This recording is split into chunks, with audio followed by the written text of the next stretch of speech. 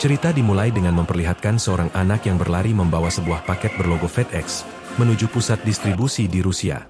Paket itu ia serahkan kepada Chuck Noland, seorang systems analis eksekutif dari FedEx yang sedang berada di sana untuk mengoptimalkan produktivitas pusat distribusi. Hey, Nikolai, you just delivered your very first FedEx package. Like a Snickers bar and a CD player. Paket itu sebenarnya adalah bagian dari uji coba yang ia lakukan dengan mengirimkannya dari Memphis, Amerika, sesaat sebelum ia berangkat ke Rusia. Ia kemudian membuka paket itu dan mengeluarkan sebuah jam yang menunjukkan waktu tempuh sejak awal pengiriman. Angka pada jam itu mencatat 87 jam, 22 menit. Bagi Chuck, standar pengiriman 87 jam itu tidak bisa diterima. Baginya, memastikan paket sampai tepat waktu kepada pemiliknya adalah hal yang sangat penting.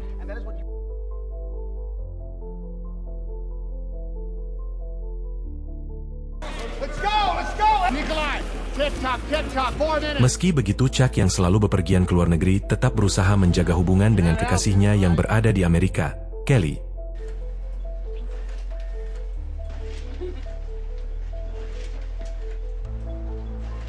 Saat sedang makan malam, Chuck merasa sakit gigi.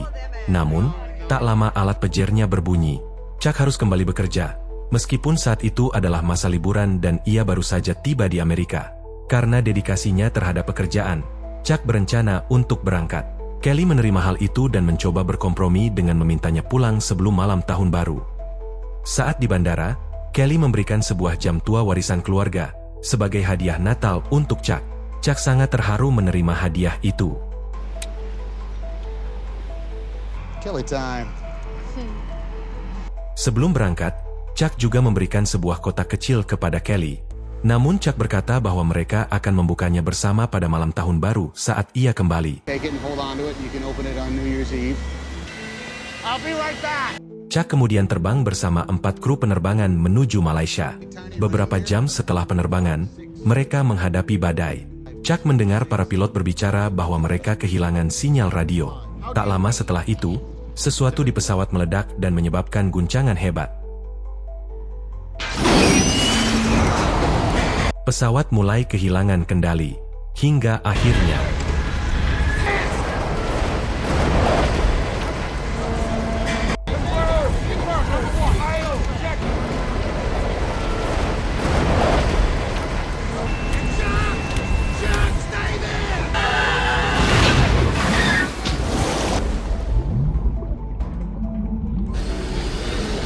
beruntung, salah satu pilot sempat memberinya perahu karet darurat. Dengan bantuan perahu itu, Chuck berhasil mengapung di lautan. Namun cuaca sangat buruk, gelombang besar terus menghantamnya.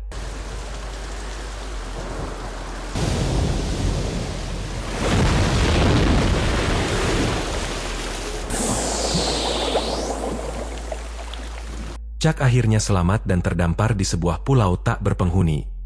Perahu karet darurat itu nyaris hancur, tetapi berhasil membawanya sampai ke daratan. Saat keluar dari perahu, Chuck melihat bahwa jam pemberian Kelly masih bersamanya. Ia juga menemukan beberapa paket FedEx yang terbawa ombak hingga ke pantai. Chuck mengumpulkan paket-paket itu, lalu menyadari bahwa dirinya benar-benar sendirian. Hello! Help! Help! Chuck membuat tanda di atas tanah dengan harapan bisa menarik perhatian pesawat yang lewat. Ia melihat jam pemberian Kelly, dan hari pertamanya di pulau itu pun berakhir.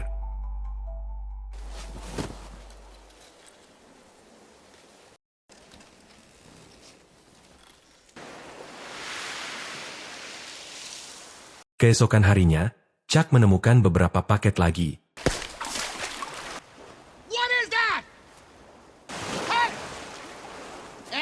Berkali-kali ia mendengar suara misterius. Ia kemudian memeriksa sumber suara itu, yang ternyata berasal dari buah kelapa yang jatuh. Ia mengumpulkan beberapa buah kelapa untuk menghilangkan rasa hausnya. Dengan susah payah, ia berusaha membuka kelapa itu.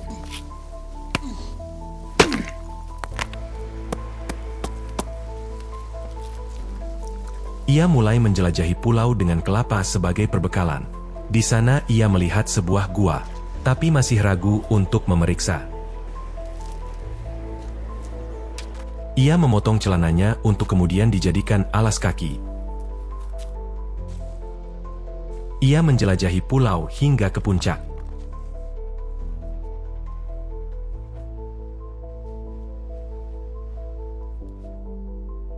Dari atas, ia melihat sesuatu di laut dan segera turun untuk memastikan. Namun ternyata, yang ia temukan adalah jasad pilot yang sebelumnya mencoba menyelamatkannya. Chuck lalu menggali sebuah lubang untuk menguburkan pilot tersebut. Hari keduanya pun berakhir tanpa ada tanda-tanda jalan keluar dari pulau itu. Pada malam hari, ia terus menatap foto Kelly yang tersimpan di dalam jam pemberiannya. Hari ketiga ia mencoba menangkap ikan dan mengumpulkan air minum dari sisa-sisa air hujan. Pada malam ketiga, Chuck melihat sebuah kapal dari kejauhan. Ia berteriak meminta pertolongan. Ia juga mencoba memberi sinyal dengan senter kecil yang dibawanya, namun tetap tidak berhasil. Chuck membawa barang-barangnya dan menaiki perahu karet yang sudah rusak dengan harapan bisa mencapai kapal tersebut. Sayangnya, ombak terlalu kuat hingga ia terhempas ke dalam air. Kakinya terluka parah akibat tergores karat. Merasa tak berdaya, Chuck kembali ke pulau. Tak lama kemudian, hujan deras turun. Untuk berlindung dari hujan, ia masuk ke dalam gua yang ditemukannya beberapa hari lalu.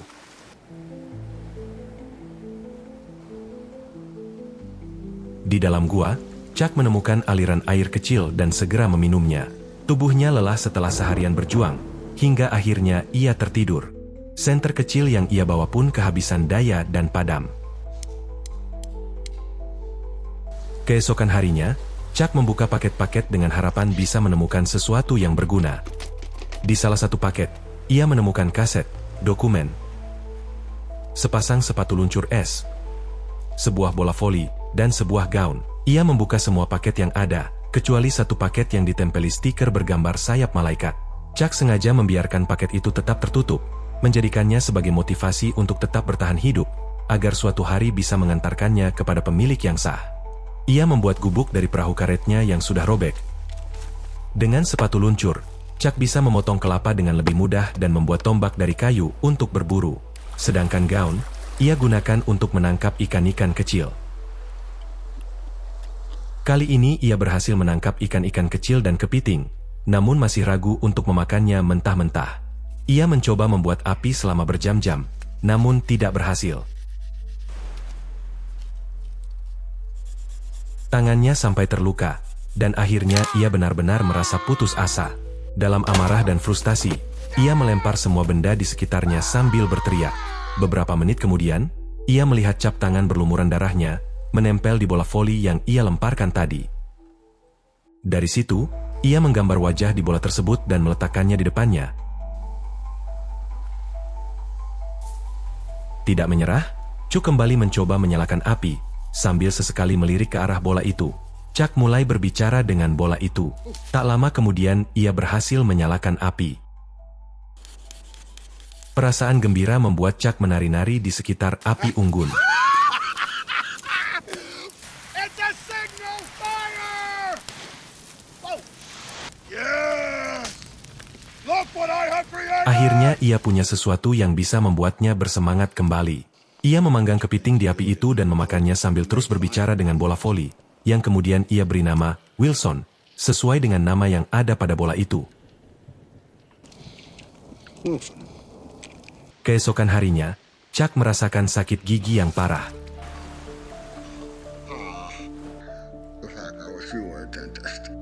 Dr. Wilson. Dengan terpaksa, ia menggunakan sepatu luncur dan sebuah batu untuk mencabut giginya. Rasa sakit yang luar biasa membuatnya pingsan. 4 tahun sudah Chuck terdampar di pulau itu. Penampilannya kini sangat berbeda. Rambut dan janggutnya tumbuh panjang dan lebat. Begitu pula dengan Wilson, bola voli yang kini tampak lusuh, tetapi sudah menjadi bagian penting dalam hidup Chuck. Kehadiran Wilson seolah-olah membuatnya tetap bertahan dan tidak menyerah. Suatu hari, ketika ia sedang tidur di dalam gua, Chuck mendengar suara aneh. Ia keluar untuk memeriksa dan menemukan potongan pintu plastik yang terdampar di pantai. Chuck membawanya ke pantai dan merenungkan apa yang bisa ia lakukan dengan benda tersebut. Akhirnya, ia mendapatkan ide. Dengan potongan pintu plastik itu, This could work. Ia mulai mengumpulkan kayu dan tali dari kulit pohon.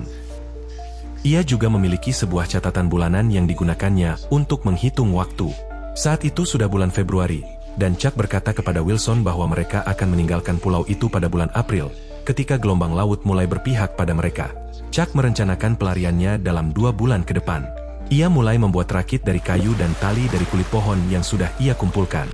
Saat persediaan tali habis, Chuck memanfaatkan gulungan kaset untuk mengikat kayu-kayu tersebut. Namun, Chuck masih membutuhkan lebih banyak tali untuk menyelesaikan rakitnya. Look, the wind's still blowing in from the west. I know, but I'm not going back up there. Ia memanjat ke puncak pulau untuk mencari tali tambahan. Di tempat itu, terlihat bahwa selama 4 tahun terakhir Chuck hampir saja menyerah pada hidupnya, bahkan sempat berniat mengakhiri hidup, tetapi ia tidak melakukannya. Dan kini ia menggunakan tali itu untuk memasang lembaran plastik pada rakit agar bisa berfungsi sebagai layar.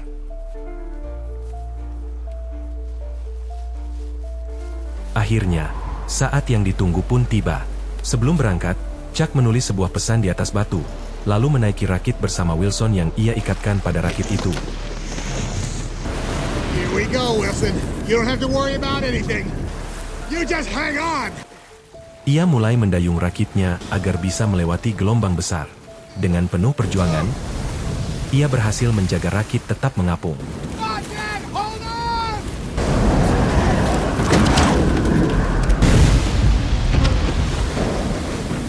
Chuck merasa sudah berhasil melewati semua rintangan. Ia bahagia, dan terus melanjutkan perjalanannya di laut selama beberapa hari, berharap rakit itu akan membawanya pulang.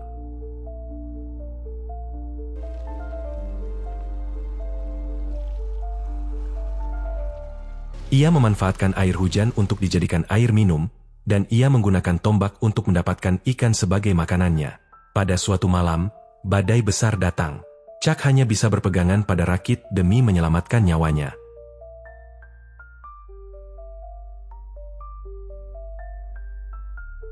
Rakitnya rusak parah akibat badai besar itu. Lebih menyakitkan lagi, Wilson tidak terlihat di dekatnya. Chuck berteriak memanggil Wilson. Ia mencari ke segala arah hingga akhirnya melihat Wilson mengapung tidak jauh dari rakit. Tanpa pikir panjang, ia melompat ke laut untuk menyelamatkan Wilson. Dengan satu tangan ia berusaha meraih bola itu, sementara tangan lainnya tetap berpegangan pada rakit agar tidak terhanyut. Tali pengikat rakit tidak cukup untuk bisa menjangkau Wilson. Chuck berusaha sekuat tenaga untuk meraih Wilson, tetapi akhirnya ia menyadari bahwa ia tak lagi bisa menjangkaunya. Dengan penuh keputusasaan, Chuck menangis sejadi-jadinya karena kehilangan satu-satunya teman yang menemaninya selama 4 tahun terdampar di pulau itu. Wilson telah hilang, rakit pun dalam kondisi rusak, dan seakan-akan tidak ada lagi harapan untuknya. Tubuhnya melemah, ia jatuh sakit dan bahkan tidak mampu bergerak, hingga tampak sebuah kapal kargo besar melintas di belakangnya. Chuck perlahan membuka mata dan menyadari bahwa ia benar-benar melihat sebuah kapal. Setelah segala penderitaan yang ia alami, Chuck akhirnya selamat.